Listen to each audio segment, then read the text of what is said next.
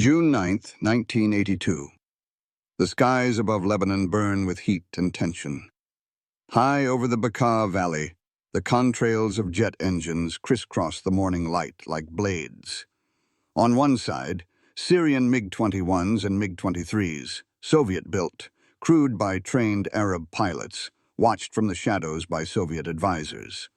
On the other, sleek shapes with twin tails and bubble canopies, F-15 Eagles of the Israeli Air Force, flying under Operation Mole Cricket 19.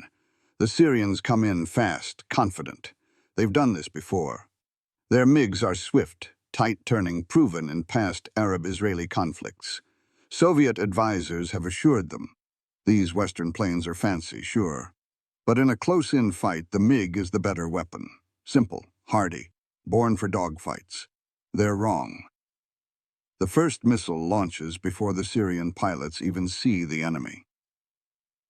An F-15 locks on from over 40 kilometers out. The American-built AN/APG-63 radar quietly tracks its target through the haze of the Bekaa Valley. A Sparrow missile screams from under the Eagle's wing, slicing the sky with invisible violence. Seconds later, a Syrian MiG vanishes from radar. One moment it's a threat, next a fading smoke trail. The other MiGs scramble. They dive, they flare, they twist into evasive patterns drilled into them by Soviet instructors. But nothing works. The F-15s don't chase. They don't dogfight. They erase. Another missile, another lock, another MiG gone before it ever draws a bead. In less than 5 minutes, 5 MiGs are downed. The F-15s haven't taken a scratch. At a Soviet command center in Damascus, an advisor slams his fist on the console. This isn't how it was supposed to go. The MiGs were never even supposed to face missiles at these ranges. The radar signatures were supposed to be too faint. The missiles were supposed to miss. But they didn't. Later, debriefs will show every missile hit. Every F-15 returned to base. Soviet military minds watching the data feed from Syria begin to realize something chilling. The F-15 isn't just outperforming expectations, it's redefining air combat.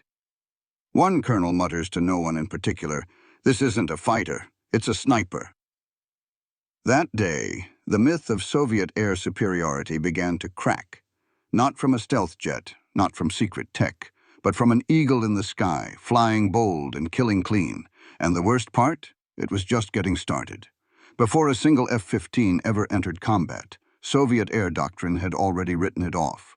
To them, the American obsession with radar-guided missiles, cockpit computers, and multi-role airframes was a sign of decadence, over-engineering in search of a problem. A real fighter, by Soviet logic, was simple, rugged, and designed to turn, because the dogfight, they believed, was eternal. The MiG-21 proved their point in Vietnam. Small, fast, and agile, it chewed through early American jets in tight engagements. Soviet instructors built their whole philosophy around it.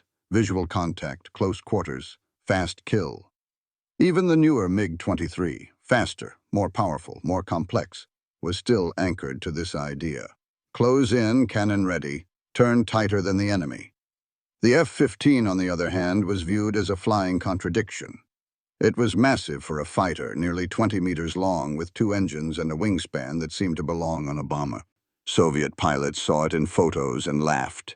Too heavy, they said, too tall on the tarmac, a bigger radar cross-section. More fuel, more weight, more failure points. They scoffed at its price tag. One F-15 could cost as much as 5 MiG-21s. The electronics? Fragile American toys. The radar. Useless in a jamming environment. The AM-7 Sparrow missile? Too slow, too easy to spoof. Soviet air combat manuals warned pilots not to fear long-range missiles. They rarely worked, and even when they locked, a hard break or flare could shake them. And then there was the pilot culture. Soviet training emphasized control from the ground. Pilots followed vectors from command posts, trusted GCI, ground-controlled interception, and focused on team maneuvers. American doctrine, by contrast, trained F-15 pilots as autonomous killers. They made decisions in the air. They fought alone if needed. This independence seemed reckless to Soviet planners until they saw what it produced. Behind closed doors, Soviet generals dismissed the F-15 as a paper eagle, impressive on spreadsheets, useless in real war. They pointed to mock exercises where MiG pilots outturned and out-accelerated simulated eagles. The data always confirmed their beliefs, until those beliefs were tested in Lebanon. The air battles over the Bekaa Valley didn't just challenge Soviet assumptions. They shattered them. The F-15 didn't try to outturn the MiG, it just locked, fired, and killed. From so far away, the MiGs never had a chance to fight. The American pilot was no longer a knife fighter. He was a long-range predator, with sensors instead of eyes and missiles instead of reflexes. And the aircraft they mocked? It didn't break. It didn't miss. It didn't even get hit. That was the moment Soviet assumptions stopped being doctrine and started becoming liabilities. Since the early 1960s, Soviet air combat doctrine revolved around mass and maneuver, swarm tactics, fast intercepts, tight turns, and centralized control from ground stations. The thinking was simple. Get as many MiGs as possible into the air, flood the engagement zone, and overwhelm any opponent with numbers and agility. Dogfights were considered not just probable, but inevitable. Victory would come from who could turn tighter, climb faster, or dive steeper in a high-G ballet, where cannons and missiles were used in close succession. Soviet fighters were built with this in mind. The MiG-21 was a bullet. The MiG-23, a rocket. Fast, disposable, mass-produced. In Soviet war games, radar-guided missiles were a luxury, not a dependency. But the F-15 didn't follow this script. It wasn't designed to enter a swirling merge with enemy fighters. It was built to avoid that merge altogether, to end the fight before it ever began. The heart of this doctrine was beyond visual range engagement, BVR. It relied on a powerful radar, reliable missiles, and situational awareness far beyond what the Soviets trained for. The American pilot wasn't supposed to see his enemy up close. He was supposed to detect, lock, fire, and leave without ever being seen. This was radical. Soviet air planners dismissed BVR combat as theory. They believed electronic interference, weather, and missile failure would always drag the fight into visual range. But they missed what the Americans were building, a complete system. The F-15's AN/APG-63 radar was a game-changer. It could track targets from over 100 miles away, identify multiple threats simultaneously, and cue missiles with precision unheard of in MiG cockpits. Coupled with the AIM-7 Sparrow and later the AIM-120 AMRAAM, it allowed the F-15 to engage and kill without ever crossing the merge. This wasn't a fighter plane in the Soviet sense. It was a flying hunter-killer node, connected to AWACS aircraft, battlefield networks, and satellite intelligence. It could patrol independently, or act as the spear point of a coordinated air dominance strike. Meanwhile, Soviet aircraft still depended heavily on ground-based command and vectoring. MiG pilots were fast, but they were guided, not autonomous. The assumption was that massed formations and layered radar would close any BVR gap. But the Americans didn't need to close, they just needed to see. And the F-15 saw everything. It operated higher, faster, and with better visibility than anything the Soviets could field at the time. In theory, MiGs could beat it in a turn. In practice, they never got the chance. This was the doctrine shift the Soviets didn't see coming. They had built for attrition. The Americans had built for invisibility and precision.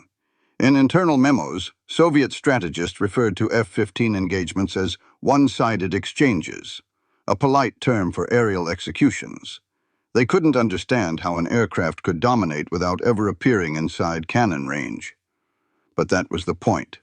The F-15 was a killer built for a battlefield that no longer required turning. It flew not to duel, but to deny. And Soviet doctrine? It was flying straight into obsolescence. June 1982. Operation Mole Cricket, 19. The Israeli Air Force launched a sweeping offensive designed to annihilate Syrian surface-to-air missile sites in the Bekaa Valley.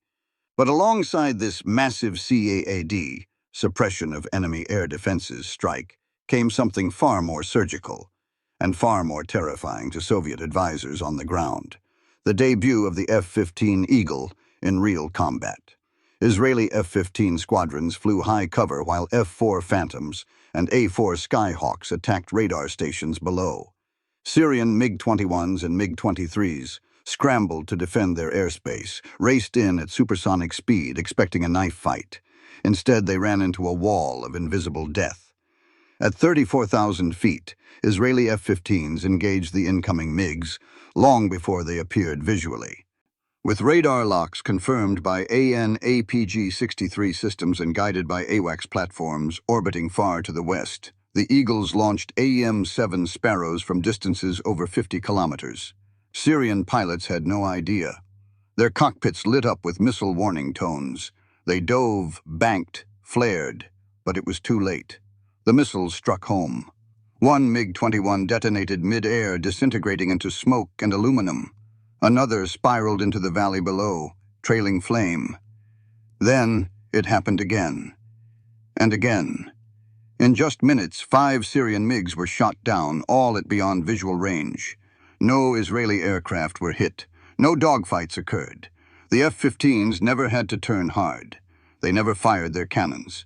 They simply watched from altitude, pressed the trigger, and eliminated their targets. Soviet military advisors monitoring the battle couldn't believe it. They had trained Syrian pilots personally. They had flown mock combat simulations where the MiG-23 could outturn and outclimb an F-15 at lower altitudes. They had taught that long-range missile kills were a statistical rarity. But there, on real-time monitors, was evidence to the contrary. 5 clean kills, all before visual range, all with radar-guided missiles. For years, the Soviets had dismissed Western BVR combat theory as unreliable fantasy. In war games, they had shown it failing under jamming, weather, or evasive maneuvers. But none of those factors saved the MiGs that day. And the F-15s? They returned to base without a scratch. After the mission, debriefs revealed that the Israeli F-15 pilots never once felt threatened. They remained at altitude, used look-down, shoot-down radar modes to track targets, and relied on coordinated AWACS data relays to confirm every lock. It was a flawless execution of air dominance, and the impossible had happened. A dogfight-era aircraft had just been wiped from the sky without a single visual sighting. The Soviet advisors watching in Damascus knew what they had witnessed.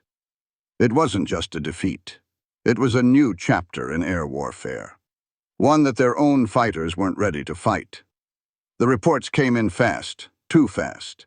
5 MiGs destroyed in a single operation. No dogfights, no air losses. Syrian pilots never even saw their killers. In Moscow, this wasn't accepted as a revelation. It was treated as a mistake. Inside the General Staff building, Soviet aerospace commanders pored over the data. Strike footage was blurry. Radar logs from Syria were incomplete. Intelligence briefings lacked hard telemetry. The Israeli accounts relayed through Western media and intercepted communications were immediately labeled propaganda-laced distortions. To the Soviet High Command, it simply wasn't possible. Not because of doubt in the MiG platform. It was faith, a belief forged from decades of doctrine and drills. The MiG-21 was the workhorse of the communist world, the sword that had bloodied American noses over Vietnam. The MiG-23, though flawed, was still respected for its speed and zoom climb advantage. Soviet pilots could turn tighter, react quicker, and survive even close BVR engagements if handled properly. So if 5 of them were shot down without firing a shot, something had to be wrong elsewhere. The first theory was Syrian incompetence. Moscow's defense ministry publicly blamed poor training. Syrian pilots, it was claimed, had failed to respond to missile threats correctly, lacked high-G discipline, and ignored proper radar warning signals. An internal memo referred to them as uncoordinated, poorly vectored, and over-reliant on ground control. In short, not worthy of MiGs. But that wasn't the real fear. The real fear, unspoken in official channels, was that the F-15 systems had done what Soviet doctrine said shouldn't be possible. Reliable BVR kills, multiple, consecutive, lethal. Still, denial held firm. Soviet analysts suggested that the Israeli kills were aided by ground-based radar, or that American AWACS had painted the targets, not the F-15s themselves. Some even speculated that the engagements were faked, videos spliced together to suggest success that never occurred. Inside Frunze Military Academy, training manuals remained unchanged. Air combat simulations still began with the assumption of visual engagement. Pilots were drilled to expect no more than a 15% kill rate from radar-guided missiles. Flares, jamming, and brake turns would save them. But none of that had saved the Syrian MiGs. In a closed-door meeting weeks later, one GRU officer offered a blunt summary. "If those kills are real, we've built the wrong war." But admitting that would mean unraveling decades of design, theory, and political pride. So instead, the official position remained. The MiGs were fine. The F-15 got lucky. No changes were made. No doctrines revised. The Soviet Union had just witnessed a turning point in air warfare, and chose not to believe it. To explain away the Bekaa Valley disaster, Soviet analysts crafted a theory that fit their worldview without challenging their doctrine. It didn't require rethinking the MiGs' combat role. It didn't call into question their radar technology. It simply blamed the command structure, specifically the Syrians.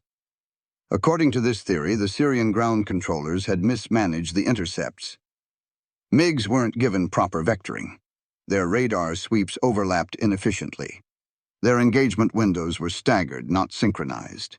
In short, the MiGs were fed into the F-15s one by one, never massed, never layered. From this perspective, the outcome wasn't the fault of the aircraft, but of bad human chess moves. In internal discussions, Soviet officers cited radio intercepts showing delays in Syrian targeting commands. Some claimed Syrian pilots broke formation or disobeyed approach orders, entering the kill zone without ECM support or mutual cover. On paper, it all looked clean. If the MiGs had been coordinated properly, the result would have been different. The implication was comforting. It meant the MiG wasn't outclassed, just mishandled. It also reinforced the Soviet belief in centralized control. If failures occurred, they were due to breakdowns in ground-based command infrastructure, not airframe limitations. This spared the pride of the MiG-23's engineers and the legitimacy of Soviet air combat doctrine. But it ignored one brutal fact. The F-15s didn't need the MiGs to mess up. They were built to destroy them anyway. Unlike Soviet fighters, the F-15s were flown by pilots trained for total combat independence. Each Eagle could operate solo, making radar contact, firing, and disengaging without a single directive from ground command. Israeli and U.S. training programs emphasized autonomous engagement and radar-limited scenarios, preparing pilots to dominate even in chaotic skies. The MiGs, by contrast, were locked into their vectors. Soviet design assumed pilots would follow orders, not improvise. Their radar systems were generally inferior in range and precision. Worse, their missiles, like the R-23 or older K-13, were still unreliable in BVR combat, often needing visual confirmation or a rear aspect lock. None of this was addressed in the bad vectoring theory, because to confront those weaknesses meant admitting the truth. The F-15 wasn't just better coordinated. It was a superior weapon platform in every meaningful dimension. Ironically, the Soviet answer to these defeats was to double down on their control system. Instead of redesigning the aircraft or the tactics, they pushed for tighter centralized engagement protocols, believing that with perfect coordination, they could beat the F-15's edge. But they never did, because the flaw wasn't in the formations. It was in the assumptions. One Soviet pilot who later defected summarized the misstep perfectly. "We thought we'd lost because we moved the pieces wrong, but we were playing chess while they were playing sniper." The wrong theory endured in Soviet circles for years, comforting, logical, and ultimately fatal. When the bad vectoring excuse began to wear thin, Soviet analysts turned to another explanation, one that at first glance seemed more sophisticated. If the MiGs had lost so decisively in the Bekaa Valley, it must have been because they were outnumbered. This theory was embraced quickly and loudly. According to Soviet after-action reviews, the Israeli F-15s and their supporting forces had launched a massively coordinated ambush, overwhelming Syrian defenses through numerical advantage and deception. The MiGs, the theory claimed, had been drawn into a trap, lured away from SAM cover, and attacked from multiple vectors with no chance of escape. In this narrative, the F-15 wasn't the star. The scenario was a fluke of conditions, unrepeatable. Under normal circumstances, with equal numbers, the MiGs would have held their own, perhaps even prevailed. To test this, Soviet planners set up simulated engagements in East Germany using Warsaw Pact aircraft and tactics. In these drills, MiG-23s squared off against mock F-15 profiles flown by Soviet pilots trained to emulate Western tactics. The rules were balanced: equal numbers, neutral terrain, no AWACS involvement. But the results were not what they expected. Even in these controlled environments, the F-15 scored consistent long-range kills before the MiGs ever reached visual range. When visual contact occurred, the MiG-23s could occasionally win turning fights, but they rarely got the opportunity. The simulated Eagles struck first, struck hard, and most of all, struck without being seen. Soviet pilots complained about radar interference, engagement delays, missile accuracy discrepancies. The data, however, told a clearer story. The F-15's edge wasn't about numbers. It was about first sight and first strike. But rather than accept this, Soviet engineers doubled down on trying to level the field with more speed and firepower. They rushed upgrades to the MiG-29 and Su-27 programs, believing that better thrust and agility would overcome the F-15's engagement range. Yet the Americans weren't standing still. By the time these aircraft matured, the U.S. had already integrated AIM-120 AMRAAM fire-and-forget missiles, more powerful radar, and greater data integration into the F-15. The kill envelope widened even further. The numerical parity theory also ignored the qualitative difference in pilot preparation. U.S. and Israeli F-15 pilots received hundreds of hours more training annually, including dissimilar air combat training, DACT, and simulated BVR engagements. Their kill chains were smoother, faster, and deadlier. Still, Soviet leadership clung to the idea that quantity could balance quality, that in a real war, massed MiG squadrons could still overpower a smaller number of Eagles. It was a comforting vision and a fatal error. Because in the sky, first doesn't just matter. It wins, and no amount of MiGs could undo that truth. As one frustrated Soviet air controller said after reviewing the Lebanon engagement tapes, "We didn't lose because they had more. We lost because they had enough, and they saw us first." The second wrong theory was more polished, more political. But it was just as wrong. For all its prowess in espionage and surveillance, Soviet military intelligence failed to understand the F-15, not because it lacked data, but because it filtered everything through the wrong lens. From 1976 onwards, Soviet satellite imagery, intercepted transmissions, and espionage from abroad all confirmed what the Americans were doing. But what they failed to grasp was how well the system worked together. The F-15 wasn't just a powerful airframe with a big radar. It was the tip of a spear built by hundreds of interlocking technologies. Its success depended on a tightly integrated web of command and control systems, pilot training, aerial refueling, AWACS coordination, and missile development. Soviet analysts focused almost exclusively on hardware specs. They cataloged the F-15's radar range, impressive, but thought to be vulnerable to jamming. They noted the Sparrow missile's maximum range, but assumed that its kill probability was far lower than Western sources claimed. They saw the twin engines and long range, but dismissed them as overkill. Their mindset was locked in the belief that a single plane was only as good as its raw numbers. But the Americans weren't playing that game anymore. They were building systems where platforms weren't isolated. They were connected. F-15s communicated with AWACS in real time. They received vectoring updates, radar feed overlays, and enemy threat assessments while already airborne. Their situational awareness was three-dimensional and always evolving. Soviet interceptors, by contrast, were still built around ground-directed engagements. Pilots were given headings and altitudes to intercept threats, not a real-time picture of the airspace. Once things deviated, chaos followed. Soviet jets might have been fast, but they were blind when isolated. Even worse, Soviet military intelligence misread how aggressively the U.S. was training its pilots for BVR combat. They assumed most kills still happened at visual range, because that's how Soviet engagements usually worked. But American pilots were drilling in radar lock tactics weekly, often logging over 200 hours per year in BVR simulations, far more than their Warsaw Pact counterparts. This training edge was invisible to satellites. You couldn't see it on blueprints or specs, but it showed up in combat. The first time a Soviet officer reviewed gun camera footage from an F-15's BVR kill, the silence in the room was thick. The kill was clean, the lock was stable, and the Syrian pilot never saw the missile. And still, Soviet analysis clung to their models. The F-15's radar was downgraded in internal assessments to a medium-fidelity platform. The missile systems were listed as limited success at full range. Soviet commanders told themselves the Americans had gotten lucky. Again. But by 1983, after a dozen more BVR kills without a single F-15 lost, that narrative was collapsing. The data was clear. The Americans had solved BVR combat, and the Soviets had built an air force to fight the previous war.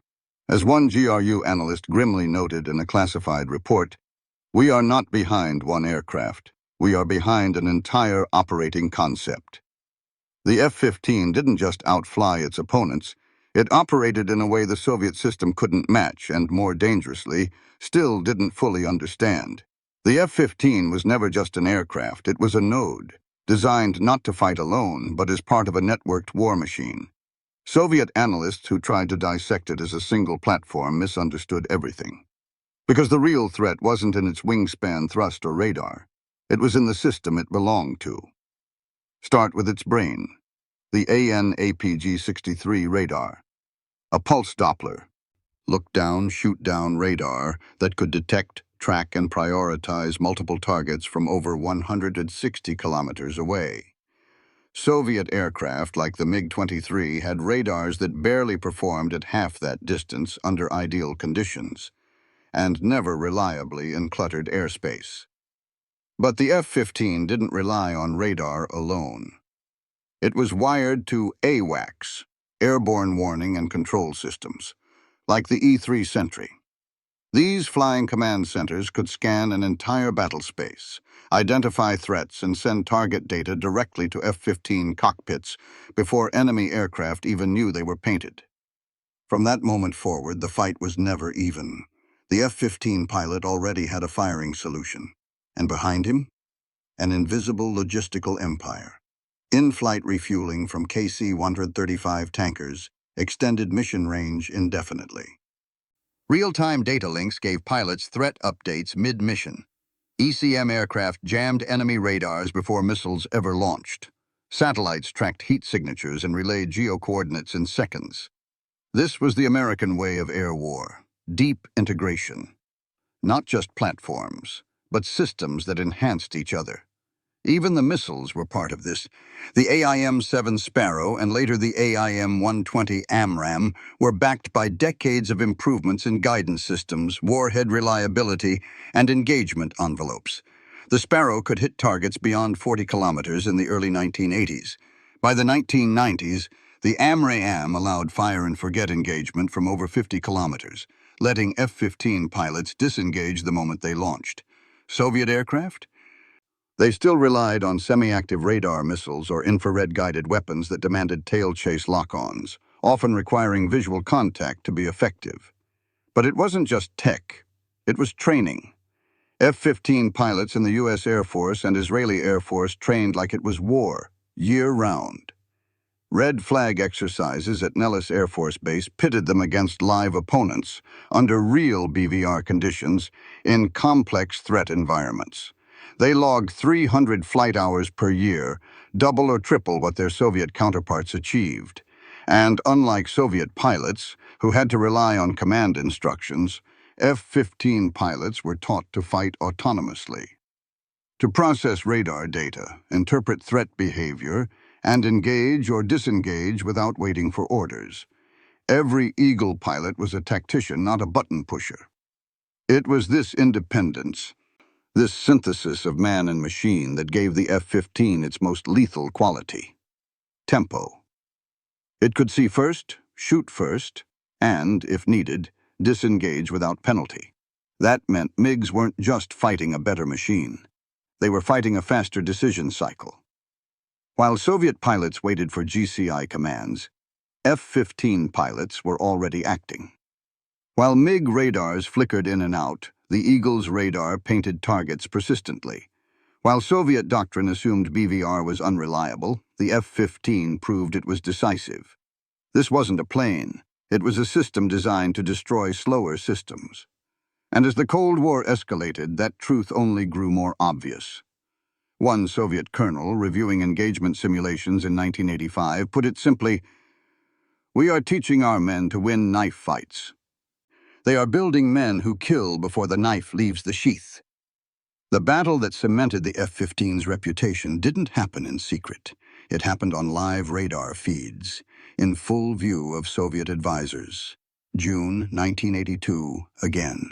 The tail end of Operation Mole Cricket, 19. Syrian MiG squadrons, still recovering from the earlier ambush, were redeployed in a last-ditch effort to defend the Bekaa Valley. Command believed they had corrected their mistakes. Better vectoring, tighter formations, more ground-based radar coordination. Confidence ran high. But the F-15s were waiting. As the MiGs closed in, Israeli Eagles flew high and cold, well beyond visual range. Their radar screens lit up as Syrian fighters breached the 80-kilometer mark. With AWACS support behind them, the Israeli pilots were already being fed positional data, speed, altitude, and heading for every approaching target. This time, the MiGs didn't stumble. They flew by the book. But it didn't matter. F-15s locked from 50 kilometers out, launched AM-7 Sparrows, and peeled off before the MiGs even got a radar warning. Syrian pilots suddenly found their screens jamming. Alarms screamed. Missile trails arced in from nowhere. 3 MiGs were down before they reached 30 kilometers. 2 more were lost in chaotic evasion turns. 1 Syrian pilot ejected without ever seeing what hit him. Debriefed later, he could only say, "I saw a light in the sky. Then I was falling." In less than 10 minutes, 5 MiGs were shot down. Again, the F-15s, untouched. Back in Damascus, Soviet officers monitoring the engagement went from disbelief to paralysis. Some blamed ECM interference. Others accused Syrian pilots of panicking. But there were no excuses left. The kills had been confirmed. The missile telemetry matched. Radar locks were verified. No Israeli aircraft had entered visual range. No F-15s even needed to break formation. This was not an ambush. It was a clinic. When word reached Moscow, the internal reaction was sharp and panicked. The Ministry of Defense held emergency briefings. GRU analysts were ordered to re-examine the performance of Soviet-designed aircraft. Training centers were quietly told to prepare revised engagement tactics for Warsaw-packed air forces. But the damage wasn't just tactical, it was ideological. The F-15 had done what no previous Western fighter had achieved: total dominance in real combat, against Soviet-built aircraft, under Soviet-trained tactics, without losses. In later months, U.S., BAS, and Israeli air forces would tally more kills. But it was this engagement, 5 MiGs downed, 5 F-15s untouched, that broke the facade. It echoed across Eastern Bloc command posts. Officers who had once boasted that quantity is quality stopped smiling. Radar crews who had drilled endlessly to catch fast targets began to question whether they could catch anything at all. Even senior Soviet aviators began to shift tone.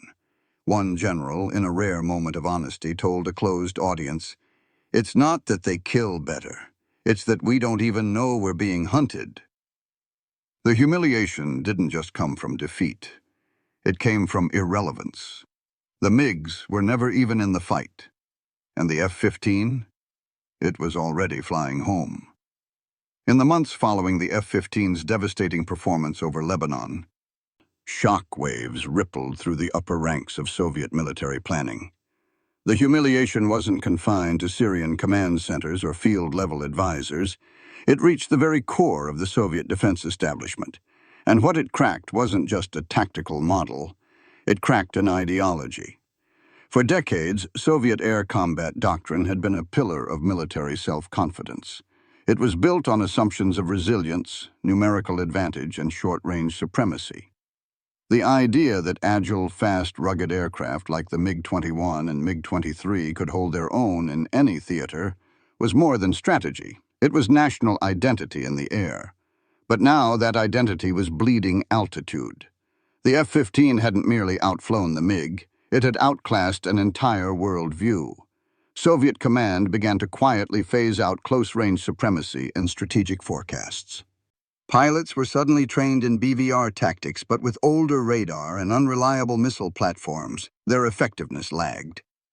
Even when new fighters like the MiG-29 and Su-27 emerged with better sensors and flight characteristics, they couldn't escape the foundational problem.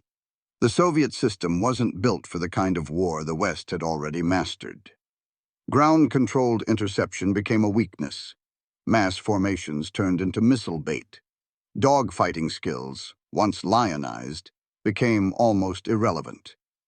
Most damning of all was the realization that speed and agility no longer guaranteed survival. Victory came not from how fast a jet could turn, but how early it could detect and fire. Every test, every kill confirmed it. Whoever shoots first lives. Inside the Frunze Military Academy, senior tacticians began rewriting internal training syllabi. At Zhukovsky Air Force Engineering Academy, professors were ordered to reevaluate radar theory and missile guidance under new Western standards. But these weren't reforms.